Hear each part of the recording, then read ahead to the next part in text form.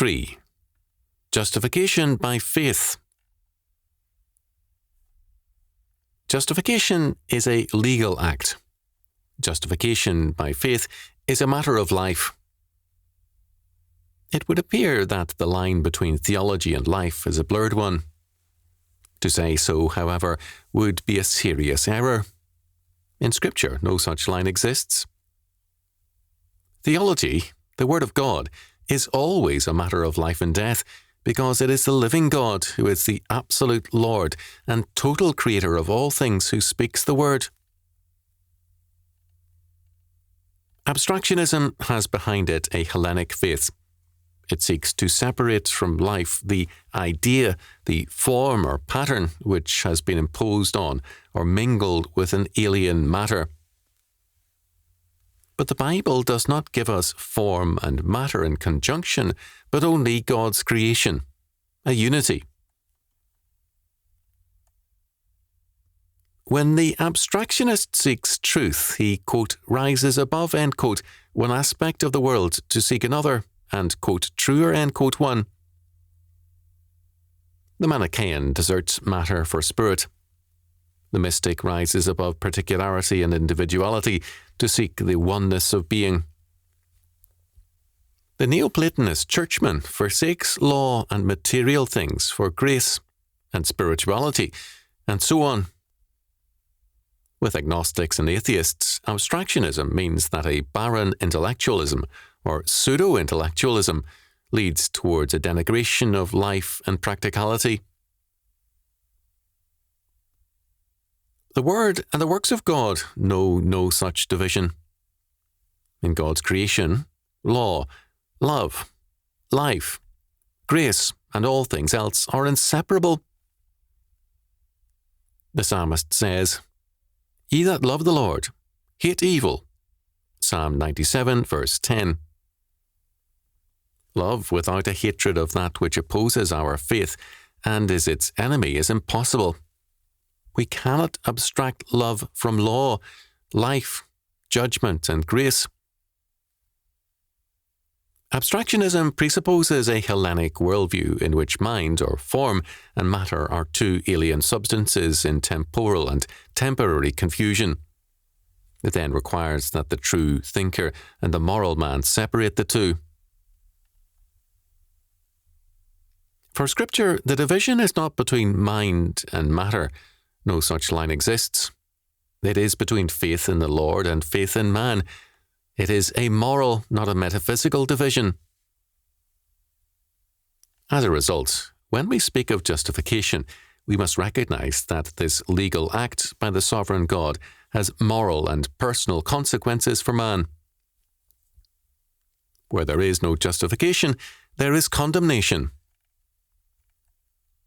When the living God, who made every atom of man's being, declares a man to be legally justified, then every atom of that man's being is alive with this freedom from sin and death and the penalties thereof.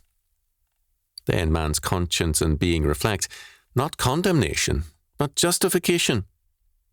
Then too the calling of and the responsibilities under God, previously denied, are now assumed and discharged in terms of a growing sanctification.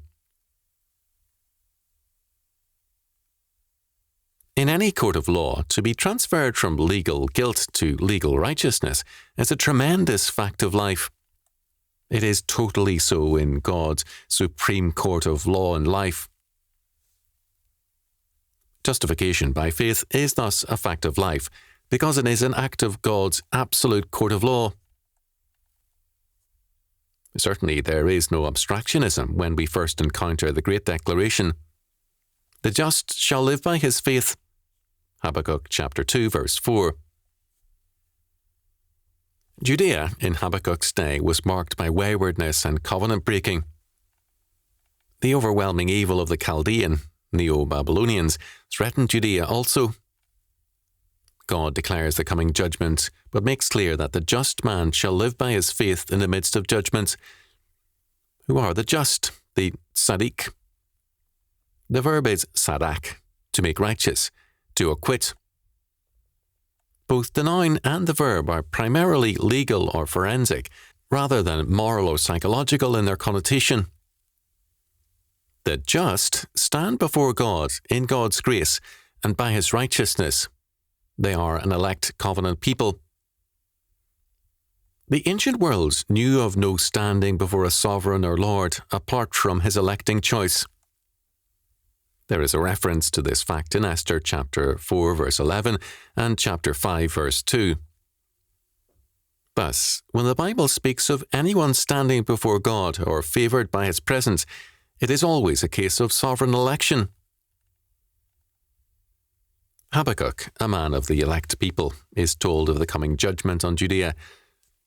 His reaction is one of grief and consternation, but not surprise. God answers him by declaring that the elect man does not stand before God in his own righteousness, nor his own wisdom.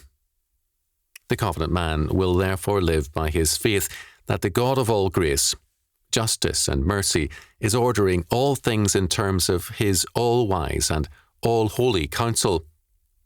The just thus stand before God in God's electing grace, legally made just by His mercy.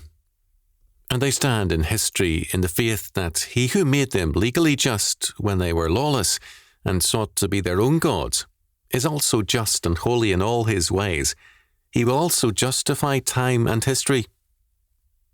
Romans chapter 8, verse 28. There is an oblique reference to Habakkuk chapter 2, verse 4, perhaps in John chapter 3, verse 36. Certainly, Romans chapter 1, verse 17 repeats it, and Romans chapter 2, verse 1 to chapter 4, verse 25 expound it. In Romans chapter 1, verses 16 and 17, Paul declares, "For I am not ashamed of the gospel of Christ, for it is the power of God unto salvation to every one that believeth, to the Jew first, and also to the Greek. For therein is the righteousness of God revealed from faith to faith, as it is written, the just shall live by faith." Paul's gospel or good news is the power of God unto salvation. The omnipotence of God, His absolute power, is operative in His revelation of His righteousness. His law stands, His court requires atonement, and Christ renders it for the elect people. God's legal declaration of justification, however, is never abstracted from the life of man and the workings of God the Spirit. The legal act is distinct but never separable from the moral fact of regeneration and faith. Historically, this salvation was to the Jew first, and then to the Greek Gentiles, but it is to everyone that believeth, without regard to race, class, or status. It is the revelation from faith to faith, that is, by faith to every person everywhere who receives the gift of faith. The world of Paul's day was one dominated by an anti-God mentality and by a homosexual mentality. Romans chapter 1, verses 18 to 31. It took faith to live in that world in the confidence that God's absolute government was not only in control, but increasing its sway. Isaiah chapter 9, verse 6 and 7, Romans chapter 8, verse 28. This, however, was exactly what they were to do. To believe that the Lord had redeemed them and justified them, and that the Lord would likewise redeem both time and history and triumph over all things. Paul concludes Romans by reminding believers that in due time God shall bruise or crush Satan under their feet. Romans chapter 16, verse 20, Ephesians chapter 5, verse 16, Colossians chapter 4, verse 5, Revelation chapter 11, verse 15, chapter 19, verse 16. The final consummation results in a glorious triumph and a renewed creation. "And I heard a great voice out of heaven, saying, Behold, the tabernacle of God is with men, and He will dwell with them, and they shall be His people. And God Himself shall be with them, and be their God. And God shall wipe away all tears from their eyes, And there shall be no more death, neither sorrow, nor crying, neither shall there be any more pain, for the former things are passed away. And he that sat upon the throne said, Behold, I make all things new. And he said unto me, Write, for these words are true and faithful. And he said unto me, It is done. I am Alpha and Omega, the beginning and the end. I will give unto him that is athirst of the fountain of the water of life freely.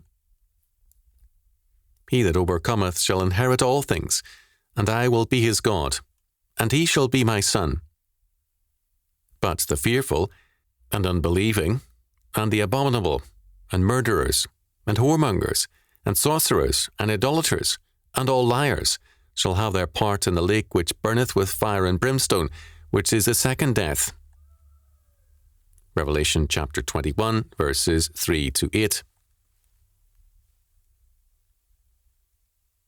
In the fullness of the new creation, the legal fact still stands as the cornerstone. The elect stand justified by God's sovereign grace, and all of history and creation stand redeemed by his eternal counsel and decree. But now, by the working of God's providence, Christ's royal power, and the Spirit's sanctifying operations, the moral fact is, by God's grace, in harmony with the legal fact. Sanctification in man is perfected, and all of creation is holiness unto the Lord. Zechariah chapter 14, verses 20 and 21. The first two paragraphs of the Westminster Confession of Justification state, 1. Those whom God effectually calleth, he also freely justifieth. Romans chapter 8, verse 30, Romans chapter 3, verse 24. Not by infusing righteousness into them, but by pardoning their sins, and by accounting and accepting their persons as righteous, not for anything wrought in them or done by them, but for Christ's sake alone, not by imputing faith itself, the act of believing, or any other evangelical obedience to them as their righteousness, but by imputing the obedience and satisfaction of Christ unto them. Romans chapter 4, verses 5 to 8, 2 Corinthians chapter 5, verses 19 and 21, Titus chapter 3, verses 5 and 7, Ephesians chapter 1, verse 17, Jeremiah chapter 23, verse 6, Romans chapter 3, verse 22, 24, 25, and 27, 1 Corinthians chapter 1, verses 30 and 31, Romans chapter 5, verses 17 to 19. They receiving and resting on him and his righteousness by faith, which faith they have not of themselves, it is the gift of God. Philippians chapter 3, verse 9, Ephesians chapter 2, verse 8, Acts chapter 13, verses 38 and 39. 2. Faith, thus receiving and resting on Christ and his righteousness, is the alone instrument of justification. John chapter 1, verse 12, Romans chapter 3, verse 38, Romans chapter 5, verse 1. Yet it is not alone in the person justified, but is ever accompanied with all other saving graces, and is no dead faith, but worketh by love. James chapter 2, verses 17, 22, and 26, Galatians chapter 5, verse 6. Faith without works is dead, and there is no justification where all other saving graces are absent. This means that the justified, who are those legally declared righteous before God, now become God's instruments of righteousness on earth. The justified are the elect people of law and grace, of love and mercy, of faith and works, and they are the people of God's kingdom who extend God's dominion into every area of life and thought. They dwell in the tents of Shem, Genesis chapter 9, verses 26 and 27, in the tabernacle of the Lord Christ, and they are enlarged by the Lord, because they serve him in all their being. Revelation chapter 22, verse 3.